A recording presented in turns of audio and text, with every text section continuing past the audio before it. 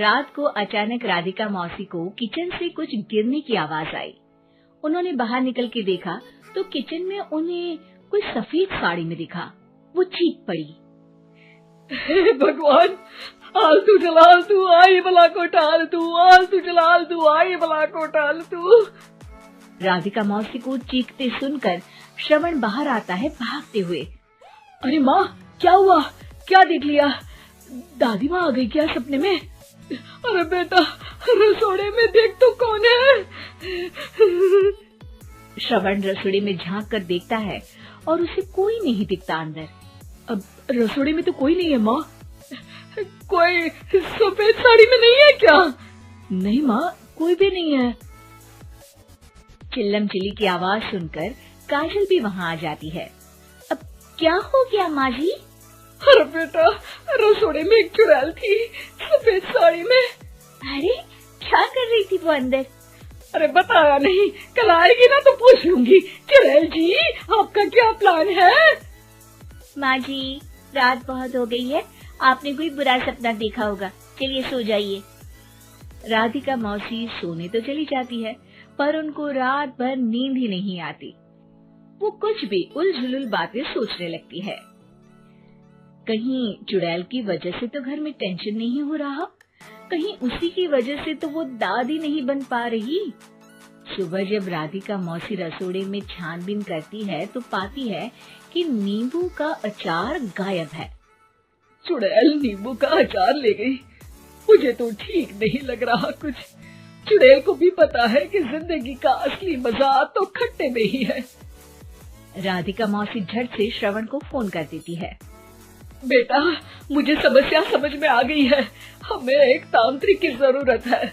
अरे क्या बोल रही हो माँ, तांत्रिक की क्या जरूरत है?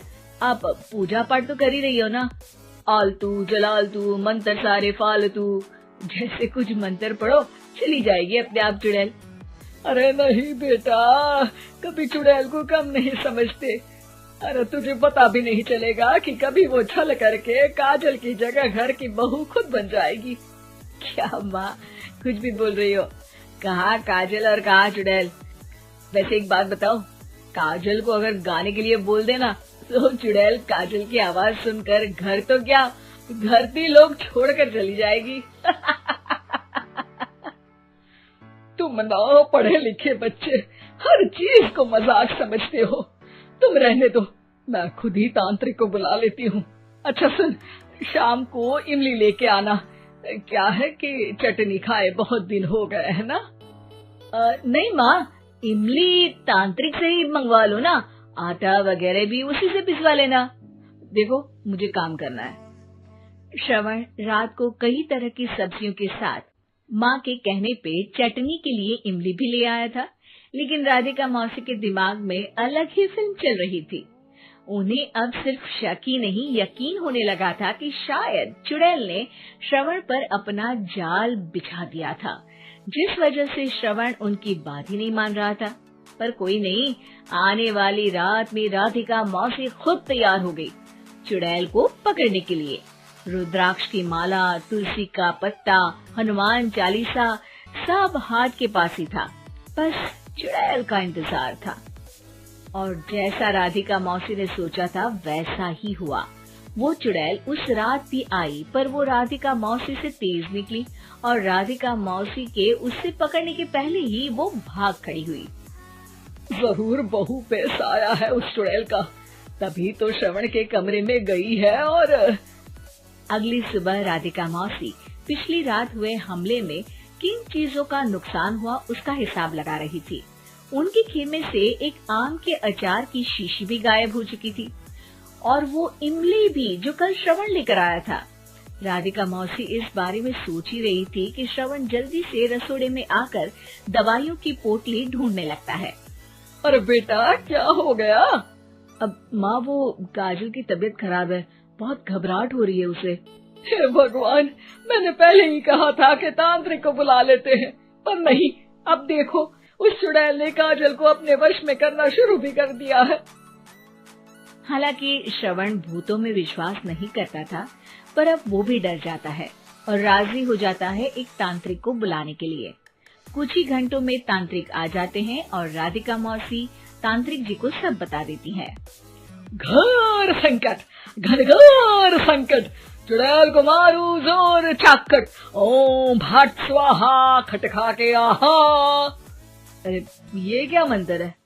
मेरे खुद के ओरिजिनल मंत्र है, कल रात को ही लिखे हैं, अच्छे लगे तो दाद चाहूंगा। एक और मंत्र सुनो, अर्ज किया है आब्राकडाब्रा, दिल्ली बम्बई आगरा, चंदा मामा सोवरले सुरन मामू जारा। ये मंत्र है? अरे कोई 40 वाली सा पढ़ो ना। वक्त कम है, 40 नहीं पड़ेंगे, 20-25 में काम चलाना पड़ेगा। अलग निरंजन जाके लंदन, मुफ्त का मंजान घिस मेरे नंदन। अरे जल्दी करो तांत्रिक जी, जल्दी करो। तांत्रिक अपने उल झलूल मंत्र पढ़ने लगता है। श्रवण को तांत्रिक पे शक होता है। वो अपने एक डॉक्टर दोस्त को कॉल कर देता है ताकि कोई अनहोनी हो तो इमरजेंसी में चीजें मैनेज हो जाए। तांत्रिक धुनी रमाता है, जिसकी वजह से कमरे में काफी धुआं हो जाता है और जिसकी वजह से बहू की घबराहट बढ़ जाती है। अब भागेगी चुड़ैल। हाँ। बहू खांसते हुए धुएं से बचने के लिए बाहर चली जाती है। अरे भाग रही है, भाग रही है। पीछे पीछे श्रवण भी जाता है। बहू एक सोफे पर बैठ जाती है। तभी डॉक्टर दोस्त आ जाते हैं और श्रवण को पानी लाने के लिए कहते हैं। थोड़े चेकअप के बाद डॉक्टर कहते हैं, मेरे हिसाब से जाप का काम पूरा हो गया है। क्या मतलब? अरे कुछ भी नहीं माँ, कोई चुड़ैल नहीं है, खुशखबरी है, अब दादी बनने वाली है। मगर वो सब अचार के डब्बे। श्रवण दोनों अचार के डब्बे अपनी माँ को दिखाता है, जो कि उनके बिस्तर के नीचे छुपे हुए थे। आपने सही बोला था माँ, वो चुड़ैल काजल ही थी जो खट्टा खा रही थी। हमें कल ही पता चला, पर हमने आपको ये तांत्रिक वाला काम करने दिया ताकि आपको भरोसा हो जाए कि भूत वगैरह कुछ होता ही नहीं। अच्छा अच्छा, ये तो बड़ी खुशी की बात है। पर बेटा मुझे एक झाड़ू तो ला दे। क्यों माँ? ये तांत्रिक का भूत उतारती हूँ मैं। अब तांत्रिक राधा मौसी के डर से घर से भाग निकलता है और राधा मौसी उसके पीछे भागती है।